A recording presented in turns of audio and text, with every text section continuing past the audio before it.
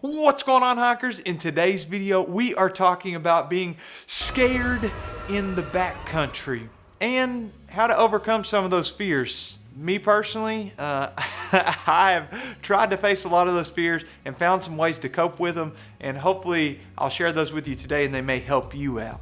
If you're new to the channel, my name's Jeremiah Stringer, and here we talk about all things hiking and backpacking. So if you're into that kind of thing, consider subscribing to the channel. What I have here, my eyes only, I'm going to share with you the list of fears that I have. Some that I faced, like I said, some that I'm still coping with, starting with number one, wildlife. Now, I don't know where you live, so your wildlife may be grizzly bears, it could be black bears, it could be cougars, mountain lions, wildcats, or maybe for you it's just the occasional squirrel. I have no idea. For me personally, the number one wildlife that I was scared of before I started backpacking was black bears. And you know, there's not very many stories of people dying from black bear attacks, but they were common enough for me. Whenever I was doing my research, I was like, okay, I need to be prepared for this. So I did buy some bear spray, and I have never used it. Most often, the ways that I deal with black bears is I've seen like 3 or 4 in my lifetime while backpacking. I have the bear spray. I pretty much don't take it anymore. I took it on my first trip. I will hang my food responsibly. I won't leave a mess of food, especially outside my tent or shelter or hammock. And then the last thing is, if I'm in an area where I'm like, wow, this definitely looks like bear country. Oh, what do you know? Bear prints. I will either say things out loud like, hey bear, or I will talk with my friends, or just clacking my trekking poles together is another good trick, because I'm trying to alert the bear that I'm coming. The last thing I want to do is surprise it. So I definitely would do my research if I were you for the wildlife in your area, and then figure out the best way to approach it. I can't give you advice on that. I'm just trying to tell you what I do. Some other wildlife that I faced would be bees. One time my wife and I were walking in Red River Gorge in Kentucky, and I was like, there's a log laying in the middle of the trail. Like, I'm gonna kick this out of the way. It was big enough for me to move with my foot. And I kicked it out of the way, and there were like bees or hornets that just started swarming everywhere. If you have a story similar to this, I'd love to hear it in the comments, or if you've interacted with some wildlife. But my wife, she was like 20 feet behind me, and I was like, Bridget, wait. You need to go through the woods, because I just took off running and started yelling, trying not to get stung by, hornets or bees. Also dogs. Like, for some reason on the Shelter We Trace in Kentucky, dogs are very malicious. So I would also be aware of that. Do your research for the trail, like I said before, for whatever you're going to be backpacking on or hiking on, and make sure you're prepared for whatever circumstances may arise. Okay, let's go to number 2. One of my biggest fears in the backcountry is getting lost. I've never been lost while backpacking. I've taken a number of wrong turns, but I've never actually just went off trail and had no idea where I was going. I do have some really good advice on how to avoid getting lost. Always plan ahead. Make sure you have a route in mind. Make sure you're telling somebody where you're going. That way, if you do get lost and you don't come back in the expected time, then they can send somebody out to look for you. But there's some other ways that I try to combat that while I'm in the backcountry. One way is I use my resources on my phone. So I will download the route ahead of time, like on All Trails or Hiking Project or Gaia or whatever map service that I'm going to use. Also, it's very important to know how to read a paper map and use a compass so you can terrain associate. That way, if your phone fails, because I literally have had it to fail on me. One time while I was doing the John Muir Trail in Tennessee. So not the one out west, but my phone screen completely went out. So it's useless. And if I didn't have that paper map, I wouldn't have known which direction to go getting up from camp the next day. So that's super important. Another thing, Osprey and a lot of other backpacks have a whistle that is right here on the sternum strap. So if you don't have a whistle on your backpack, I would consider just adding one of those somewhere. And another thing, if my phone dies, it's pretty much a brick, right? It's a paperweight. So what I do, even if I'm doing day hikes, is I'll bring a little charger with me, whether it's the lipstick size that'll give my phone like half a charge, or maybe it's one of those 4,500 milliamp hour or something like that size. That way if my phone does die, I have a backup battery. Number 3, that would be getting hurt in the backcountry, and not just hurt like an ankle sprain, but something that is going to incapacitate me so bad that I can't walk out under my own power. Maybe something like a broken leg or a dislocated knee or something like that. So a few things that I do to combat that fear is, I have it on my list to buy. I can't tell you which one yet because I literally haven't bought it, but I'm sure I'll make a video in the future of it. Some kind of GPS device that is going to work off satellite. So that could be a Garmin InReach or some other brand, and it'll have an SOS button that you can press in the case of emergency. And I think most of them have some insurance that you can buy that you pay monthly. That way, if you do have to press the SOS, it's not going to cost you, pardon my pun here, but an arm and a leg to hit that button. I have a few other things that you can do though, and these may not work for everyone. For me personally, I love backpacking with other people. And if I'm somebody that's really clumsy, I may not want to be in the back. I may want to kind of be in between some people. That way I know that I'm going to be passed on trail. Another thing you can do, and like I said, it may not work for everyone, but you could, if it's a big fear of yours, stick to more popular trails. Now that's give and take, but more than likely somebody's going to come across you if you have to just sit there and wait on somebody. Another huge thing, and I mentioned this before, was telling somebody where you're going to be.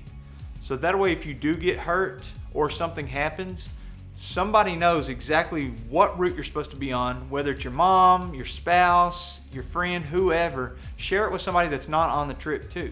And then again, they can call for somebody if they don't hear from you at the time that they're supposed to hear from you. Number 4, running out of food.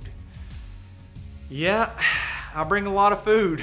This is something I'm still working on, but I've gotten a lot better. I actually have a system that I plan out my food with.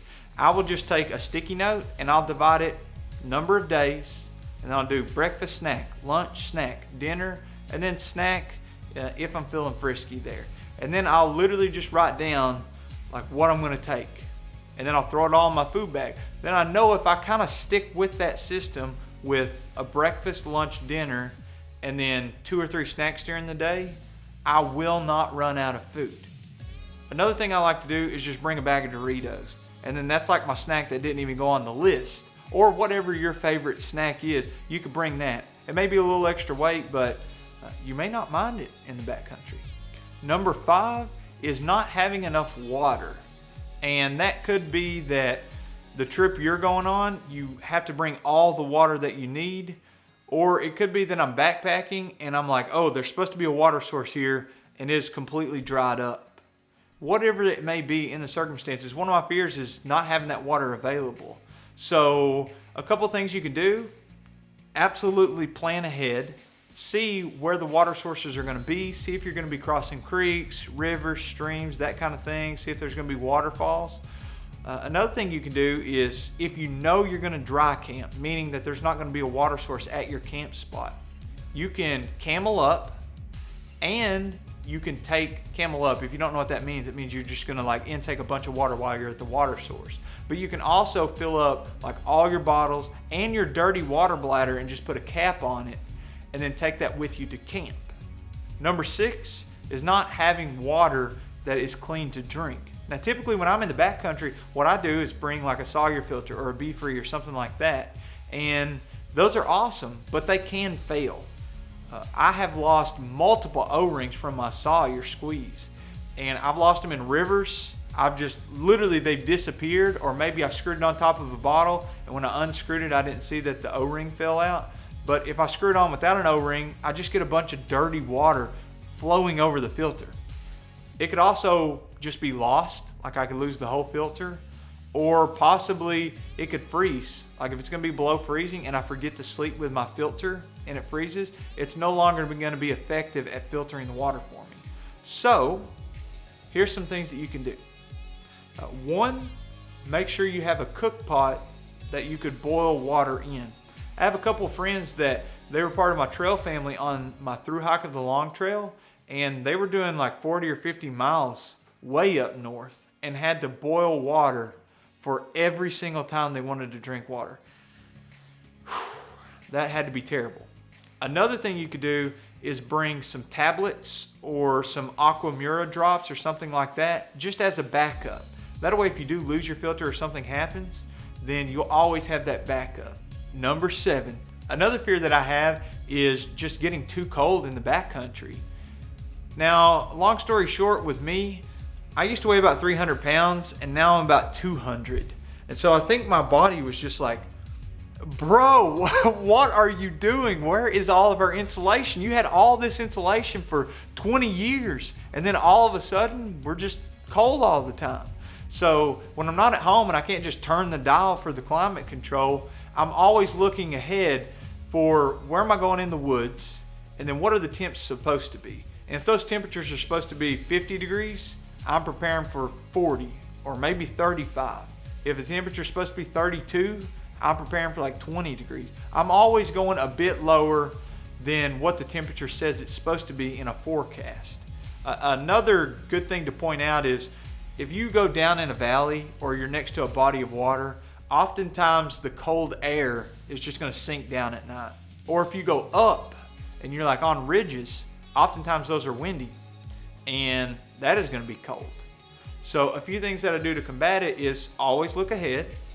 And then I may bring an extra layer if I'm going to be going out and the temperatures are going to be really cold.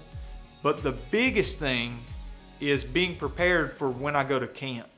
So that prepared would mean I have a change of clothes. I always want dry clothes because the last thing I want is get hypothermia from wet clothes, hiking all day, getting wet, and then not having a clean change whenever I get there. So I want dry, warm clothes. And whatever my sleep system is, I don't care if you use a tent, a bivvy, a tarp, cowboy camp, hammock camp, whatever it is for you, make sure that your shelter and sleep system is rated for the temperatures that you're preparing for. So if I'm taking a tent with a sleeping pad, I want the R value to be high enough. R value is going to be pretty much how much it's insulating you between the ground and your body. I want to make sure that R value is high enough. And I want to make sure my sleeping bag is the proper temperature. Keep in mind, a lot of companies give you more of a survival rating on their sleeping bag or their quilt. And that is not a comfort rating. So if the survival rating is 32 degrees, that thing's not going to be too comfortable at 32. You're going to be like, oh my gosh, this sucks. You know, you're just trying to make it through the night. I will list in the description some of my favorite pieces of gear that I take, especially when I'm going with those colder temperatures. I would like for you all to comment, what are some of your fears whenever you're in the backcountry?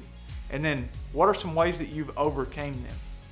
If you've enjoyed the video, make sure you give me one of these, subscribe to the channel, and ring the bell to get the latest notifications. Oh, and if you're still here, I have a podcast. John Kelly and I, you should check it out. I'll put it in the description too. We'll see you in the next video.